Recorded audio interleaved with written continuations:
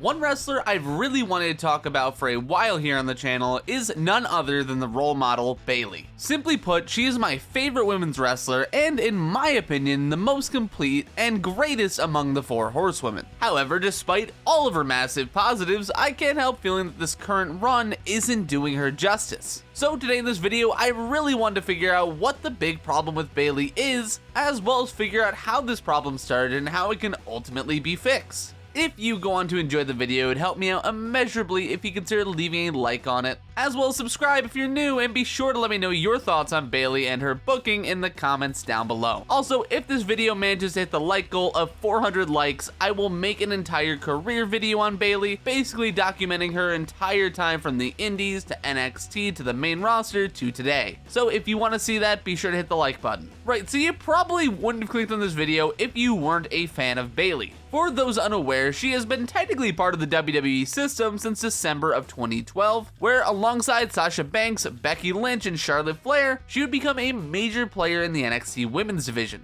And these four women in particular would be affectionately referred to as the Four Horsewomen, a set of trailblazers set to light the women's division on fire. Throughout their respective careers since those NXT days, they have constantly been compared to one another at various points as to decide who the greatest among them truly is. Many folks will say that either Charlotte or Sasha were the best in terms of pure in-ring work rate, and many others will say that either Becky or Bayley is the best in terms of character work. In my humble opinion, the honors for the best overall has to go to Bayley. Why, you might ask? Well, as far as characters go, there have simply been few babyface performers who were able to connect with crowds in the same way Bayley had in both her NXT and first main roster run. In addition to that, her heel turn and subsequent run was absolutely sublime as far as what she managed to deliver to us on screen every single week. And lastly, her in-ring work is really good as well. The only thing that she's missing is an actually good finishing maneuver because, I'm gonna be honest, the Rose Plant isn't really doing it for me, and before that, the Belly to Belly is arguably the worst finisher in all of wrestling. But even still, I think her general in-ring work absolutely makes up for a poor finish. So if her performances were stellar and I still manage to think so highly of her, what's the problem? Similarly to other performers over the years, I just find that she hasn't been showcased correctly. With that said, I want to flash forward to SummerSlam 2022, where we had that frankly stellar match between Bianca Belair and Becky Lynch for the Raw Women's Championship, and then we got the first extremely exciting debut of the Paul Levesque era in Io Sky, Dakota Kai, and of course, Bayley.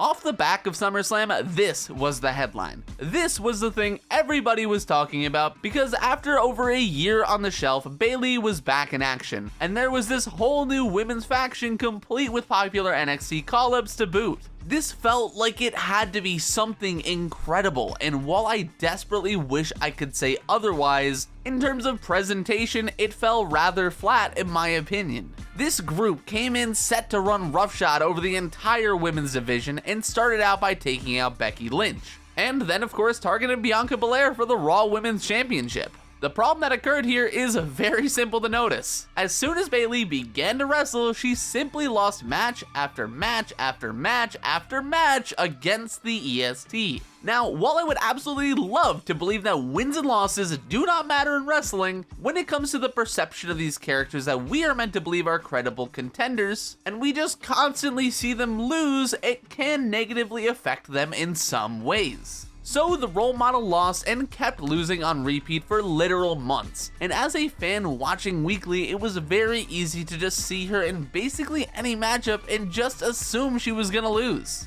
The best person I can compare this to is late 2010s Dolph Ziggler, where despite knowing the immense talent bubbling under the surface, it was simply unfathomable to imagine that the people in charge thought he was a credible challenger with the way he was being booked to lose what felt like every single match of his. This would be something of a constant in Damage Control, where Bayley would be outshined by her contemporaries to the point where said contemporaries would not only outgrow her, but also outsmart her. The beginning of the story for Damage Control's dissolution comes from a place that saw Bayley constantly on the losing end of matches, with her eating pins left and right even in the women's War Games match. However, despite this, Bayley was always trying to help out Io and Dakota. Even if for some time it did just seem that she was in it for herself, over time we saw a shift in her character that really just wanted to see her friends succeed. She would take bullets for Io to make sure she retained the WWE Women's Championship, and overall really worked to fulfill her promise to the pair that she would carry them to higher and higher heights. Where Io and Dakota began to outsmart the role model, however, was at Crown Jewel, when Kairi Sane reappeared in WWE to aid Sky in her title defense against Bianca Belair. This was very obviously something that Bayley was not aware of going into the event, and because of this, there very clearly seemed to be a rift forming between Bayley and her friends. This rift only became bigger and bigger as time went on, and they once again recruited a new member without consulting the role model. This time, of course, being Asuka.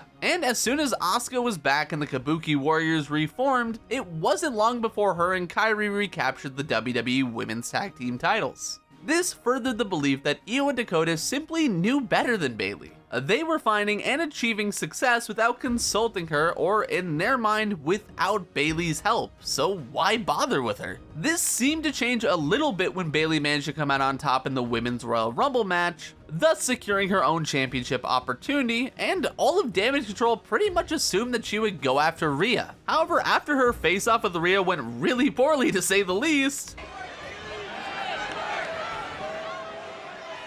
this definitely made it seem less likely that she would go after the women's world title. It was then of course revealed that Io, Asuka, and Kairi had been talking smack behind her back before she eventually confronted the group about it and Damage Control turned on her. Massive bonus points, by the way, for Bayley being an actually smart babyface and being prepared for the match with that lead pipe, as well as her even learning Japanese in the storyline so she could better communicate with Io and the rest of the group. This turn and the match that followed was the culmination of a story set up and told over the course of a year and a half. Bayley having to take down the very woman she helped to establish on the main roster, as well as take back her own rightful place at the top of the women's division. By all accounts, I loved a lot of this story, but there were some issues I took with it, and particularly Bayley's treatment in all of this. See, remember that clip you saw just moments ago where Bayley was very clearly being intimidated by Rhea? When you sit back and think about it, did that segment really need to happen? Just hear me out. Have it be teased that they'll have some form of confrontation after Elimination Chamber, but before that, of course, like in real life, they have that same segment between Bayley and Damage Control happen,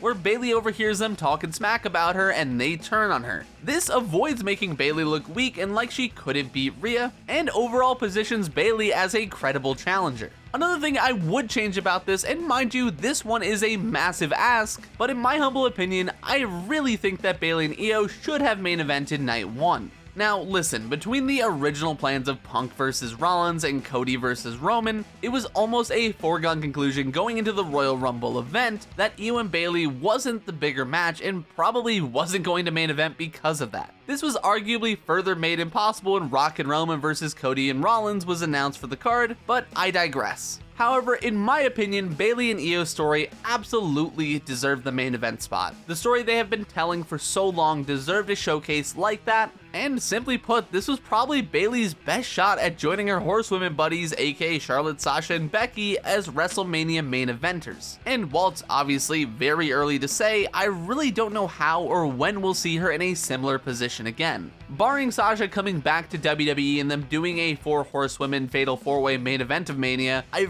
really don't know what kind of story they could make with Bayley at this point, where she will be put in the main event of WrestleMania. Another reason that I'm struggling to see Bayley in that main event of WrestleMania slot again, in addition to all of that, since winning the title in that match, which did bang by the way, it was a great match, she really hasn't done much of note. Bayley just kind of feels like a cookie cutter babyface champion. Her current character, which is essentially her trying to redeem herself and make up for her own past actions as the leader of Damage Control, is kinda neat in fairness. But she really doesn't feel like she's a strong or credible champion. She's just been laid out by Nia Jax and got utterly whipped by Tiffany Stratton, and wasn't even featured on the May 10th or 17th episodes of her own show. That is ultimately the straw that broke the camel's back and made me feel like I needed to make this video and talk about the problems with Bayley, as despite her immense talent in the ring, on the mic, and as a character, she simply is not being treated with the respect she deserves. She may be the WWE Women's Champion, but as of right now, she really doesn't feel like it. However, with credible challengers and good booking of her defenses against those challengers, I'm very optimistic that Bayley of all people can steer the ship right and chart a course for greatness with her title reign, and of course, the remainder of her career. All that said, what do you think? Am I making a mount out of a molehill here? Is her booking totally fine and I'm just too big of a Bayley fan to see that? Or am I onto something here with my points? And why is the Bayley to Belly the worst finisher in modern wrestling? Be sure to let me know the answers to all these questions in the comments down below. And hey ho, while you're headed down that way, it would sure help me out immeasurably if you consider leaving a like on this video. Remember, if this video gets to 400 likes, I'll make a video documenting the entire career of Bayley. So be sure to subscribe so you don't miss that once it's out. All that said though, I think I'm gonna dip. So as always, I hope you stay safe, and that was Dylightful.